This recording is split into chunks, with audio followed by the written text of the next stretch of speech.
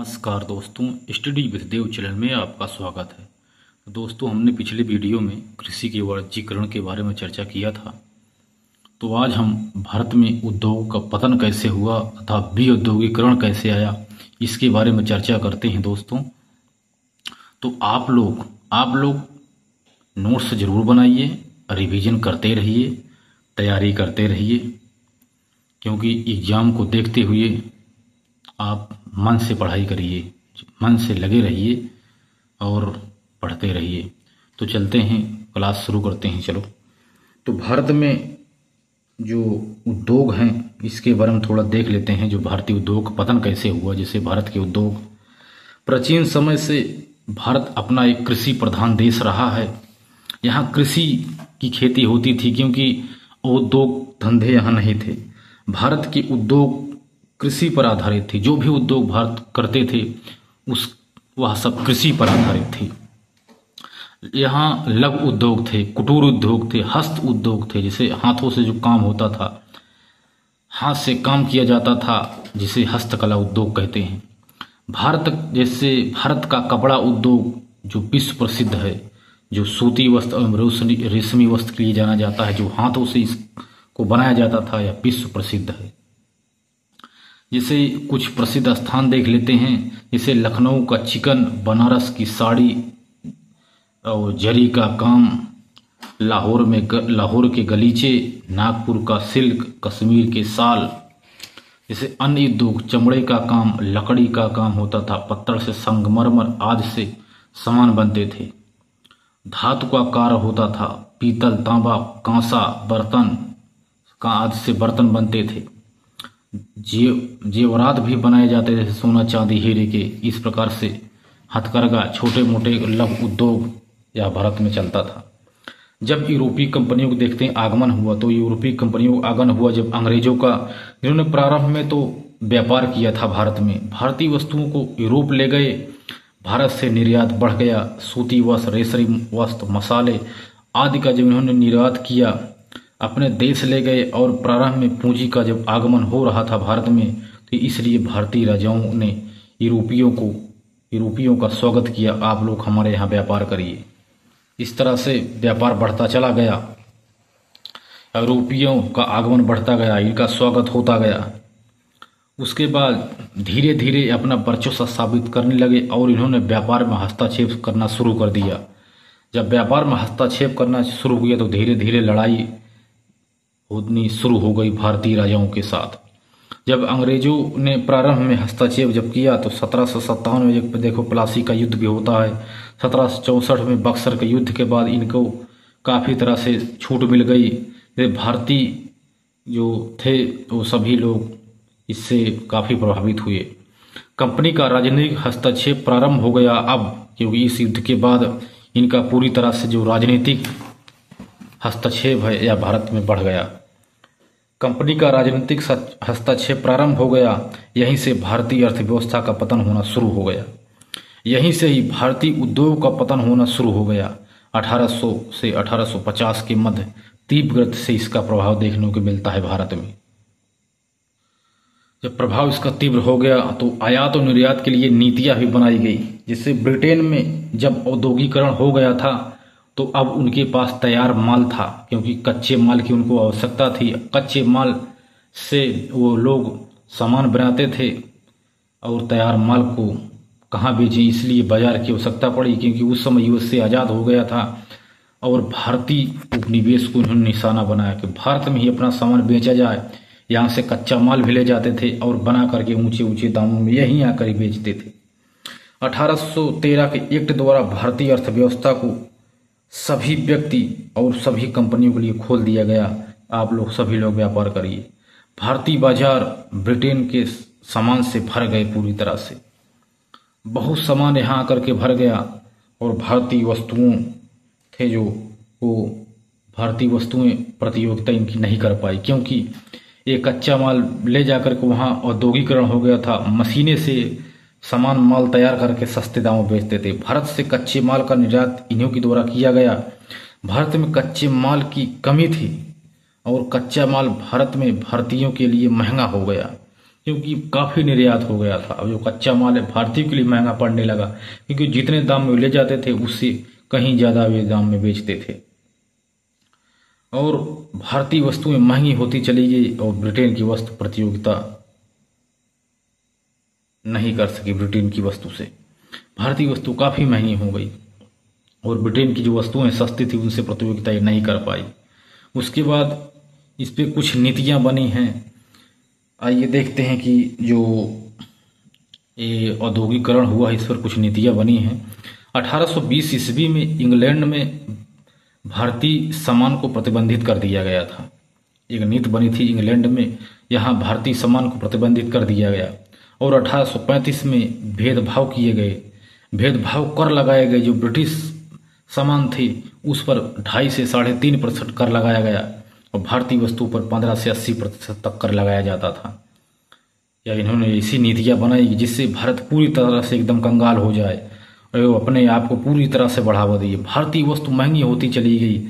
1849 में आते आते एक जहाज रानी नीति में परिवर्तन किया गया। नीति में परिवर्तन करके जहाज रानी नीति में परिवर्तन किया। इंग्लैंड में सामान केवल इंग्लैंड जहाजों से जा सकता है और किसी से नहीं। अब क्या करें, भारत के पास इतनी टेक्नोलॉजी थी नहीं, तो भारत का सामान भारत में ही रह गया। 1870 से ब्रिटिश कपड़ों पर आयात शुल्क हटा दिया गया था कि जो भी ब्रिटिश कपड़े हैं उस पर आयात कोई भी नहीं लगेगा, आप उसको आयात कर सकते हैं। अब इसके बाद ददनी प्रथा, जैसे कृषकों, भारतीय बुनकर, जुलाहों के लिए था, या जो ददनी प्रथा था अंग्रेजों के लिए नहीं था, सिर्फ किसानों के लिए था। इसमें कहा गया आप हमें कपड़ा बनाकर जल्दी सही समय से दीजिए, क्योंकि आपने पैसा हमसे एडवांस लिया है। और बुनकरों में काम करने, जो बुनकर थे वो काम करना बंद कर दिए थे, तो इनसे कहा गया आप हमें कपड़ा बनाकर दीजिए, आप पैसा एडवांस में लिए हैं। ऐसा इनके साथ किया गया। यही एक ददनी प्रथा है जिसमें पैसा एडवांस दे देते थे और उनसे मनमानी तरीके से काम लेते थे। अब इससे राजा रजवाड़ों का भी पतन हो गया, तो यह पतन सभी के प्रति पतन शुरू हो गया। तो इसके परिणाम भी काफ़ी निकले, राजा रजवाड़े भी पतन हो गया। और इसके परिणाम देखते हैं क्या क्या निकलते हैं। भारतीय पारंपरिक उद्योग का पतन हो गया, जो भी छोटे मोटे उद्योग थे वो उसका पतन हो गया। कृषि पर निर्भरता बढ़ी, और जब पतन हो गया तो ये लोग कृषि पर अब निर्भर हो गए पूरी तरह से। हथकरघा उद्योग, हस्तकला सभी का पतन हो गया। अब कृषि पर निर्भर हो गए, अब खेती करके ही अपनी रोजी रोटी चलाएंगे। इससे बेरोजगारी बढ़ती गई, गरीबी बढ़ी, आयात निर्यात देश से निर्यात, भारत जो निर्यातक देश था पूरी तरह से आयातक बन गया। भारत कच्चे माल का निर्यातक बना। कार्ल मार्क्स ने कहा है इस तरह से इस संबंध में कि अंग्रेज एक घुसपैठिया था जिसने भारतीय हथकरघा को तोड़ दिया। इन्होंने कहा कि भारतीय हथकरघा को तोड़ दिया। इस तरह से कृषक बहुत गरीब होते चले गए। इस तरह से भारतीय किसानों का देख रहे हैं, जो भारतीय लोग थे इनका कैसे उद्योग का पतन हो गया। तो जब पतन हो गया तो इसके बाद अब देखते हैं दोस्त कि ब्रिटिश काल में जो गरीबी कैसे आई और आकार कैसे बढ़ा। इसके माध्यम से इतने दुरुपयोग हुए कि इसमें ब्रिटिश काल में गरीबी बढ़ गई भारत में, और अकाल भी बहुत तेजी से बहुत पड़े हैं भारत में। इसके बारे में आज चर्चा करते हैं, क्योंकि इस ब्रिटिश काल में जो गरीबी बढ़ी भारत में, इसके बहुत सारे कारण थे। 1757 ईस्वी में प्लासी का युद्ध होता है बंगाल में, और 1764 में बक्सर का युद्ध भी बंगाल में होता है। यह युद्ध जो हुआ इसमें अंग्रेजी विजयी हुए और बंगाल में द्वैध शासन की व्यवस्था की थी। द्वैध शासन प्रणाली लाई थी, निजामत और कंपनी का हमने आपको पिछली वीडियो में बताया है। यदि आप द्वैध शासन की क्लास ना देखें तो आप द्वैध शासन के बारे में आप देख लीजिए लॉर्ड क्लाइव द्वारा। तथा धन की लूट हुई इसके द्वारा। द्वैध शासन द्वारा धन को पूरी तरह से लूटा गया और भारत को कमजोर किया गया। अब भू राजस्व देखो नीतियां भी बनाई गई दोस्त, जैसे अस्थाई बंदोबस्त, रैयतवाड़ी, महालवाड़ी। अंग्रेजों द्वारा, जमींदारों द्वारा, साहूकारों द्वारा किसानों का शोषण किया गया। मनमानी तरीके से टैक्स वसूला गया, भारी भरकम कर लगाया गया। उसके बाद कुछ आयात और निर्यात की नीतियां हैं, जैसे कृषि का वाणिज्यीकरण के बारे में हमने चर्चा कर लिया है। कृषि का वाणिज्यीकरण हुआ, कच्चे माल का निर्यात हो गया, भारत के हस्त उद्योग का पतन होता चला गया, हथकरघा, इससे गरीबी ही बढ़ती चली गई। पूरी तरह से भारत गरीब होता चला गया। भारत से धन का निष्कासन बहुत बढ़ गया और भारत में गरीबी बढ़ती चली गई। जो भी उन लाभांश कमाते थे अपने देश भेज देते थे और वह पैसा दोबारा वापस नहीं आता था। इस तरह से भारत में गरीब बढ़ती चली गई। अब देखते हैं आय का मापन सबसे पहले किसने किया था। तो दादा भाई नौरोजी ने 1867 से 68 ईस्वी में जो गरीबी का जो मापन किया था, इसमें 20 रुपये वार्षिक आय निकाला था। एल्विन बोरिंग और डेविड वायलर ने 1882 ईस्वी में आय का मापन किया था, जिसने 27 रुपये वार्षिक आय निकाला था।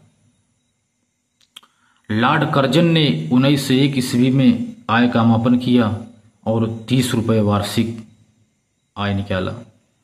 BKRB राव ने 1931-32 ईस्वी में मापन किया और 62 रुपये वार्षिक आय निकाला। अब सरकारी आंकड़े जो आते हैं 1944-46 के बीच में, तीसरे ने जब सरकारी आंकड़ों का आकलन किया गया, आय का मापन किया इनके द्वारा, तो 204 रुपये वार्षिक आय निकाला गया। ये थी गरीबी का मापन, ऐसे हुआ।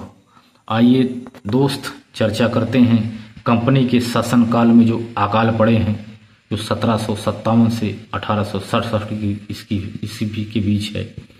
कंपनी का इस समय शासन काल था, तो जैसे 1769 से 70 ईस्वी का भी अकाल पड़ा था बंगाल, उड़ीसा और बिहार में। तो बंगाल की लमसम 1/3 जनसंख्या लगभग समाप्त हो गई। इससे अंग्रेजों ने चावल की काला बाजारी की, थोक में ये चावल पहले खरीद लिए और बाद में जब अकाल पड़ा तो महंगे दाम में बेच रहे थे, क्योंकि सभी लोग खाने के लिए मर रहे थे। उसके बाद इसके विरोध में एक विद्रोह हुआ था, जिसे सन्यासी विद्रोह कहते हैं। बंकिम चंद्र चटर्जी के आनंद मठ है, इसमें मिलता है इसका वर्णन। सन्यासी विद्रोह हुआ तो उसको दबाने के लिए वारेन हेस्टिंग 1772 ईस्वी में आया और इस विद्रोह का दमन कर दिया। उसके बाद 1781-82 में फिर एक अकाल पड़ा। उसके बाद 2 ही साल के बाद 1784 में फिर एक अकाल पड़ा। यह ज़्यादा हानिकारक नहीं था। उसके बाद 1792 ईस्वी में फिर अकाल पड़ा। यहाँ पर कुछ सहायता की थी अंग्रेजों ने, थोड़ी बहुत। मद्रास उत्तर भारत में जब सूखा पड़ गया था, इस समय 1772 ईस्वी के अकाल है, इसमें अंग्रेजों द्वारा कुछ रियायत दी गई थी किसानों को। जैसे इनको अनाज दे दिया गया था थोड़ा, या आप इससे आप खेती उपजाइए। अब कुछ दिन के बाद 1837 में एक भीषण अकाल पड़ता है। 1837 का भीषण अकाल पड़ता है। इसमें अंग्रेज तटस्थ रहे, उन्होंने कोई कार्रवाई नहीं की, इसमें दिलचस्पी नहीं रखी, अपने काम में लगे रहे। ईसाई मिशनरियों का प्रचार प्रसार शुरू कर दिया और धर्म परिवर्तन में लगे रहे, तथा ये लालच देकर के लोगों को कहा कि आप अगर हमारा धर्म अपनाते हैं तो आपको अकाल में पूरी तरह से राहत दी जाएगी। इसके बाद देखते हैं दोस्त, ब्रिटिश ताज के शासनकाल में जो अकाल पड़े थे 1858 के बाद और 1947 के बीच में जो अकाल पड़े थे, इसके बारे में चर्चा करते हैं। 1860-61 ईस्वी में दिल्ली आगरा क्षेत्र में अकाल पड़ा था। इसमें कर्नल स्मिथ समिति बनाई गई और जो सफल नहीं रही, असफल हो गई। दरिद्रता आई, दरिद्रशाला बनाई गई इस समिति के द्वारा। उसके बाद आगरा अकाल 4-5 साल के बाद 1865-66 ईस्वी में उड़ीसा में अकाल पड़ता है और इसका प्रभाव मद्रास बंगाल में भी देखने को मिलता है। कैंपबेल समिति बनाई गई थी इस अकाल से निपटने के लिए। अगला जो अकाल पड़ा 1876 से 78 के बीच में, यह शताब्दी का सबसे भयंकर अकाल है। लमसम इसमें 50 लाख लोग मारे गए थे। इसका असर संपूर्ण भारत में था। संपूर्ण भारत में इसका असर दिखा, क्योंकि यह भयंकर अकाल था इस शताब्दी का। लगभग 50 लाख लोग मारे गए थे। अब आगे देखते हैं, एक और अकाल पड़ा था 1894 से 96 ईस्वी के बीच में। यह एक महान अकाल के नाम से जाना जाता है। इसमें लगभग 20 लोग मारे गए थे, 20 लाख लोग मारे गए थे।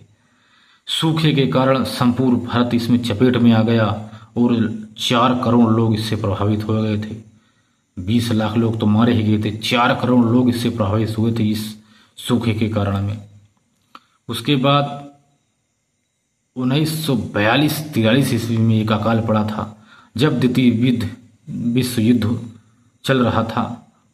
उसके समाप्ति के बाद इसका यह कारण है, इससे फसल नहीं हो पाई और बर्मा से चावल भी नहीं आ पाया। इससे एक 1942-43 में एक अकाल पड़ा था। इस प्रकार हमने कुछ अकाल के बारे में देख लिया जो अकाल पड़े। अब देखते हैं अकाल से निपटने के लिए कुछ समितियां बनाई गई थी। अकाल समितियों आयोग का गठन किया गया था। एक समिति है जॉन डिग्बी समिति। यह एक सरकारी आंकड़े जब लाती है तो कहती है इसमें 2,88,25,000 लोग मारे गए थे इस डिग्बी समिति के सिफारिश पर। यह ऐसा लाया था। कर्नल स्मिथ समिति आई, इन्होंने आंकड़ा अपना प्रस्तुत किया 1860-61 में। इन्होंने इससे कोई परिणाम नहीं निकला। अब एक और समिति बनी, जॉर्ज कैंपबेल समिति, जो 1866-66 के बीच में आई थी। इन्होंने उड़ीसा अकाल की जांच के लिए समिति की गठन किया गया था। अकाल से निपटने के लिए सरकारी और प्राइवेट संसाधन दोनों का प्रयोग किया जाए, ऐसा इस समिति में कहा गया। नहरों, सड़कों, रेलवे के कार्य में लोगों को अधिकार दिया जाए, ऐसा इस समिति में कहा गया। उसके बाद स्ट्रेची आयोग आता है। यह प्रथम आयोग है जो 1888 में आया था। यह लॉर्ड लिटन के समय में आया और कहा अन्न का भंडारण किया जाए। पहले से ही हम अन्न का भंडारण कर लेंगे, जिससे कभी भी अकाल पड़ता है तो हमें किसी प्रकार से दिक्कत ना हो। लगान में रियायत दी गई और अकाल कोष की भी स्थापना की गई। 1 करोड़ रुपए वार्षिक रखा जाए इसमें, अकाल कोष की स्थापना। इसमें 1 करोड़ रुपए हर वर्ष जमा किया जाए, जिससे कभी भी कोई अकाल पड़ता है इससे निकाल करके हम अपना जीवन यापन कर सके। पुअर हाउस, गरीब घर, यानी पुअर हाउस और अन्न पैसे दिए जाएं, जिससे गरीबी से निपटने के लिए काम आए। एक लायल आयोग का भी गठन गया था 1897 ईस्वी में लॉर्ड इरविन के द्वारा। और एक आयोग 1900 ईस्वी में बना था, मैकडोनल्ड आयोग। इसमें जल का प्रबंधन किया गया। अकाल क्षेत्र में अकाल आयुक्त बनाया जाए, ऐसा इस आयोग में कहा गया। सरकारी प्राइवेट का संसाधन दोनों का संसाधन प्रयोग किया जाए। ग्रामीण स्तर पर कार्यवाही की जाए, ऐसा इस आयोग में कहा गया। और एक आयोग जॉन वुड आयोग 1947 में आई थी। इसमें भी इसी के बारे में बताया गया था। इस प्रकार दोस्तों हमने आज इस क्लास में भारतीय उद्योग का पतन कैसे हुआ इसको देखा और भारत में गरीबी कैसे आई, गरीबी और अकाल के बारे में हमने चर्चा कर लिया है। तो दोस्तों मिलते हैं और अगली क्लास में, बेहतरीन से बेहतरीन क्लास में। तब तक के लिए धन्यवाद।